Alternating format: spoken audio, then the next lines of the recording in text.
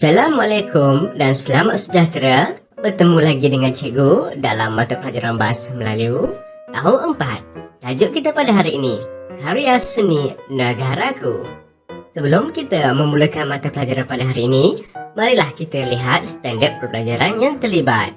5.2.3 Memahami dan menggunakan kata ganda penuh mengikut konteks.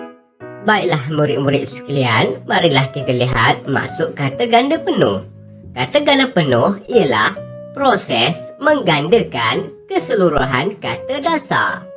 Seterusnya murid-murid, marilah kita lihat contoh kata ganda penuh. Perkataan yang pertama ialah pensel. Jika pensel itu sebatang, maka kita gunakan perkataan pensel sahaja. Tetapi apabila pensel itu banyak, kita perlu gandakan perkataan pensel itu menjadi pensel-pensel. Di sinilah berlaku penggandaan pada kata dasar, iaitu kita tulis pensel 2 kali dengan menggunakan tanda sempang. Maka kata dasar pensel itu akan menjadi pensel-pensel. Perkataan kedua pula ialah buku. Apabila sebuah, kita hanya manggil ia buku. Tetapi apabila buku ini banyak, kita akan gandakan kata dasar buku tersebut menjadi buku-buku. Perkataan yang seterusnya ialah botol. Apabila satu, kita panggil botol. Tetapi apabila botol itu banyak, lebih daripada satu, kita gandakan kata dasar menjadi botol-botol. Maka kesimpulan di sini kita boleh buat kata ganda penuh ini berlaku kerana untuk menggambarkan bahawa benda itu lebih daripada satu. Baiklah murid-murid sekalian, mari kita lihat contoh penggunaan kata ganda penuh dalam ayat. Contoh ayat pertama, majalah-majalah di kedai itu habis terjual. Contoh ayat pertama ini betul ya penggunaan kata ganda penuhnya. Contoh ayat kedua pula, semua majalah-majalah di kedai itu habis terjual. Penggunaan kata ganda penuh dalam ayat kedua ini salah ya, kerana perkataan majalah-majalah itu telah menggambarkan bahawa benda itu telah digandakan, dan ini menunjukkan bahawa majalah itu telah banyak. Maka kita tidak perlu lagi guna perkataan semua ya. Seterusnya, mari kita lihat contoh ayat ketiga. Aktiviti-aktiviti sukan telah diadakan di kampung itu. Penggunaan kata ganda aktiviti-aktiviti dalam ayat ini betul ya. Contoh ayat keempat pula, pelbagai aktiviti-aktiviti sukan telah diadakan di kampung itu. Penggunaan kata ganda dalam ayat kedua ini salah kerana aktiviti-aktiviti itu telah menggambarkan bahawa terdapat banyak aktiviti yang dilakukan di kampung itu. Maka penggunaan perkataan pelbagai boleh digugurkan. Jika kamu gabungkan sekali, maka ayat yang kamu tulis itu akan salah ya.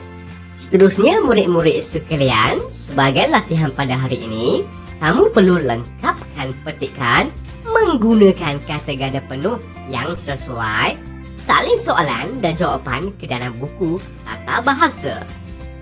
Baiklah murid-murid sekalian, dengan merujuk buku teks Bahasa Melayu muka surat 99, mari kita sama-sama melengkapkan petikan ini menggunakan kata ganda penuh yang sesuai. Tajuk petikan ini, Karya Seni Negaraku.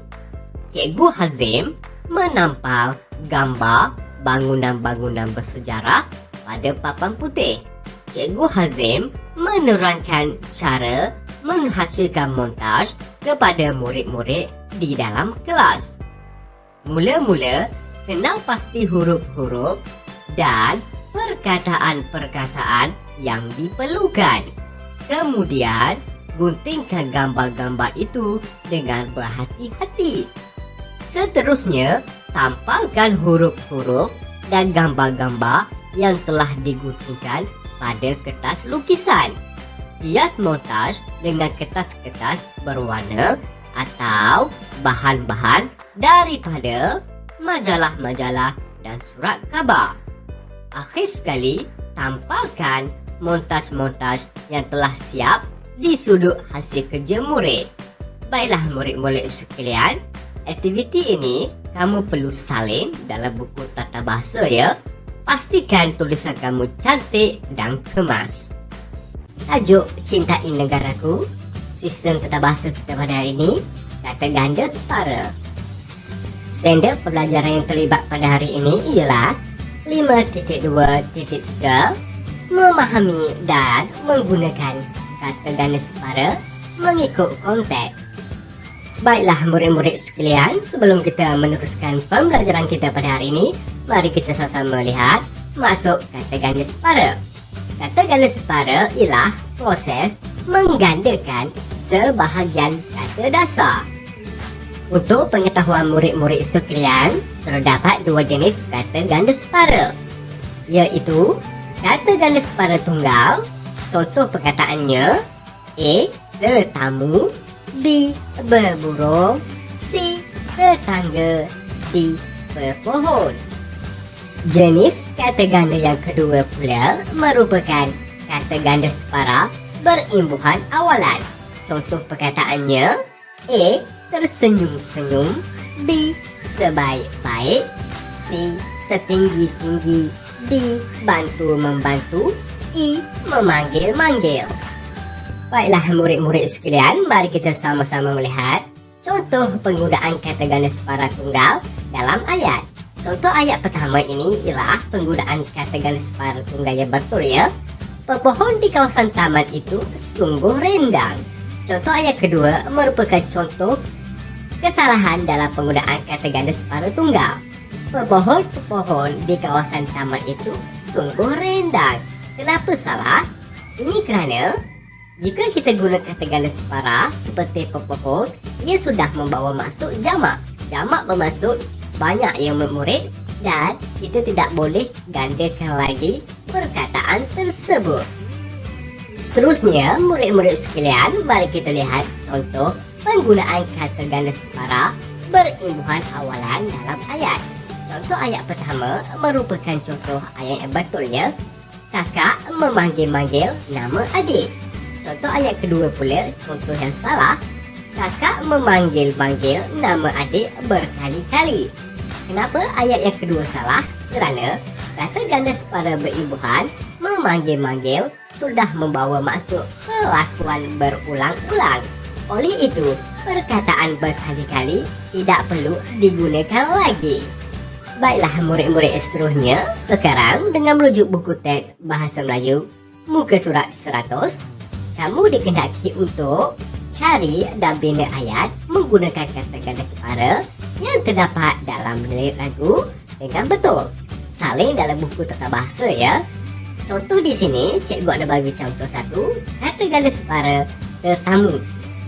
Ayatnya ialah, tetamu yang hadir lewat itu merupakan keluarga sebelah ayah saya.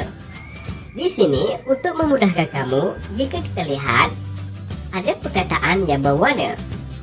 Jika kamu ingin tahu, perkataan berwarna itu merupakan kata ganda separa. Oleh itu, senanglah untuk kamu mencarinya ya. Kamu hanya perlu senaraikannya dan bina ayat menggunakan kata ganda tersebut. Pastikan kamu bina ayat dengan betul. Dan juga pastikan tulisan kamu cantik dan kemas. Baiklah murid-murid sekalian, sebelum cikgu mengakhiri sesi pembelajaran kita pada hari ini, cikgu ingin kongsikan kata-kata motivasi daripada Imam Syafi'i ya. Jika kamu tidak tahan dengan lelahnya belajar, maka kamu harus tahan dengan periknya kebodohan. Kata-kata motivasi ini bermaksud, walaupun kita penat belajar, tetapi kita perlulah menahannya dan kita perlulah berusaha dengan lebih gigih lagi untuk berjaya, kerana tiada kejayaan datang bergolek tanpa berusaha ya. Jika kamu sudah kecewa dan jika kamu berputus asa kerana terlalu penat untuk belajar, maka kamu haruslah hadapi dengan kebodohan. Kebodohan ini bermaksud tindakan yang kamu ambil ketika kamu belajar dahulu, iaitu kamu berhenti belajar kerana rasa penat. Dan akhirnya kamu ketinggalan kerana tindakan kamu itu sendiri, ya. Okey, cikgu akhiri pembelajaran kita pada hari ini dengan ucapan sekian, terima kasih dan selamat sejahtera.